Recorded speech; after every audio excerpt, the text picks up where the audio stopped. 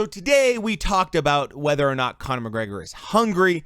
I asked Jeff from Man in the Cage, an expert in MMA and UFC especially, all about this. And, we talked about, is, Conor going to be hungry? He was just on Forbes' #1 list in terms of the highest paid athlete in the world. I asked him about the fact that, Marvin Hagler had the famous line of, sleeping in silk pajamas makes it really hard to do road work at 5 a.m. Is that going to be the case with Conor McGregor, or do you think he's going to be able to be hungry for this fight? And this is what Jeff had to say. By the way, if you want to check out Jeff and all his social media, all the links are down in the description below. Excellent guy to talk to about, all these kind of things, anything that has to do with MMA or especially UFC. And with that said, this is what Jeff had to say. No, that's a great question, and it's something that I talked about with my good buddy Mark Anthony, who's a sommelier and an MMA fan, on episode 100 of the Man in the Cage podcast, which is coming out very soon here. It'll be out maybe by the time this gets out, we'll see. But on episode 100 of MMA Wine Pairings, the inaugural edition of MMA Wine Pairings, very excited about that, very excited to get that out to everybody. We talked about where McGregor's head is at. Of what is he going to be? What mindset is he going to have coming into this fight, in the trilogy fight against Dustin Poirier? Is he going to be the old Conor McGregor locked in, or is he going to be the Conor McGregor we've seen, since he fought Floyd Mayweather, or since the Khabib fight, or you can even go back before that, where he was kind of just sleepwalking through everything, right? He was just kind of slow walking through everything. Is he going to be locked in again? How hungry is he going to be? I think you could look at it two ways, and I'll give an answer to this. I won't sit on the fence, but I'm going to sit on the fence a little to start the answer here. But I think you could I think you can go two ways with this. There's one way that, yes, there's a lot that would say that he's not going to be hungry in this fight. That even though he sold a lot of his name, a lot of his stock, a lot of his stake in Proper 12, he still has his name attached to Proper 12, so he's making money from that. You mentioned it, he's on the Forbes list as the highest paid athlete in the world still. He's going to get paid a ton for this fight here. The Nate Diaz trilogy fight, win or lose, is going to be there for him. Everybody loves Nate Diaz. Nate Diaz could lose his next 10 fights. He could lose his next 20 fights. Everybody loves Nate Diaz because of how he fights, and he brings it every single time. Conor McGregor's a little similar to that he's going to just be able to sell the fight based off his name, win or lose. So the Nate Diaz fight, the trilogy, that's going to make him a lot of money. That's going to be there. Proper 12 is going to be there. He can probably have some other fights after this. Everybody's still going to want to fight Conor McGregor. If you don't think Michael Chandler or Justin Gaethje, any of these other guys, want to fight him, you're crazy. So, yeah, there's a lot that would say he's not going to be as hungry in this fight. There's no reason for him to be as hungry in this fight. Because you do hear people out there, kind of whispering, hey, what happens if Conor loses? So you do have some, media fans out there talking about, if what happens if he loses this fight, what's next for him, is he going to ever get to the level that he was before? And I think that, but you don't hear it that widely talked about right now. And I think it should be talked about more, that there is a lot on the line here for Conor McGregor. Dustin Poirier's already said, and he even did that a little bit in this fight, Dustin Poirier could have fought for the title already. He decided to take the trilogy fight here. He could have been one of the participants. It probably would have been Dustin Poirier versus Charles Oliveira at UFC 262 for the lightweight title. It probably would have been those two men, but Poirier decided to fight Conor McGregor. Now, what does that tell you about Poirier's psyche?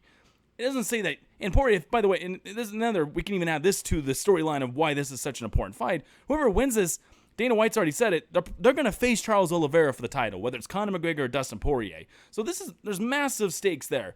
So again, Poirier, it's not that he doesn't want to get back to that point. It's not that Poirier doesn't want to fight for the title, but Poirier is already kind of, made peace with himself that, all right, I've had a really good career. I'm going to make some money now. I'm going to go fight these big money fights. He doesn't seem like he has a lot of pressure on him. And it's not that he's not hungry. He's still fighting for his family. He does a lot with charity. He does Dustin Poirier. Really good guy. He's still fighting with a lot of spirit. He's still fighting with a lot of improvements. So I'm not worried about that part of him. But he almost seems comfortable with just, hey, I'm here to fight, for money here. And then if I fight for the title next, great. But for Conor McGregor, there's a lot on the line here that if he doesn't win this fight, he's probably not going to get to that title, caliber type of Conor McGregor that we've seen him. He's not going to be a champion probably ever again. I mean, look at who's in front of him at that point. If Poirier beats him, Poirier's going to challenge for the title. Michael Chandler, he had a maybe fight of the year so far with Charles Oliveira. Michael Chandler probably deserves a rematch over him. Justin Gaethje probably deserves a rematch or a fight against, not a rematch at this point because it's not Khabib, deserves a title fight against Charles Oliveira because the only guy Justin Gaethje lost to was Khabib. Poirier can say a similar thing here, that one of the only guys he's lost to recently was Khabib. So, you have those guys ahead of him. You have Justin Gaethje, you have Michael Chandler, you have Dustin Poirier at that point, all ahead of Conor McGregor, so he starts to fall down the pecking order there. And then maybe he fights Nate Diaz in the trilogy fight.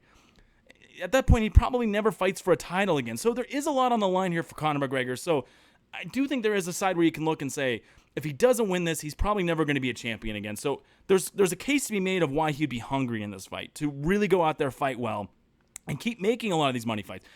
Maybe he does get the Nate Diaz trilogy fight. Maybe he does get some of these high-paid fights, but he probably gets even more. He probably makes even more money if he wins this fight long-term. He probably gets more interesting matchups long-term, and people's interest in him won't die. Ronda Rousey had a lot of big matchups. The minute Ronda Rousey started to lose, though, people lost interest very quickly. And I think that could happen with Conor McGregor if he continues to lose here and lose badly, if he looks terrible, right? So there's a lot of reasons why Conor McGregor wants to look great in this matchup. Now, how I'm going to answer the question, going one or the other, I think we're going to get a hungry Conor McGregor here. And I do think we're going to get him coming into this fight week here. He's already talking trash, posting screenshots on Twitter of Dustin Poirier's wife, fake little, she's trying to message me type of thing. And, he's putting out voice messages, calling Dustin Poirier a pea-head, saying he's coming after him. I think we're going to get a lot of that this week at the press conferences. I think we're going to get a lot of that at the media day. I think that's going to be the tone. I think that's going to be the mood surrounding Conor McGregor this week. And I think that shows you that he's hungry again. I think he knows, I need to get mean again. I need to bring that hunger back into me. I've been sleepwalking, I think is the best way to put it. I've been sleepwalking a little bit through mixed martial arts. I've been sleepwalking through a lot of these fights that I've made a lot of money pretty easily.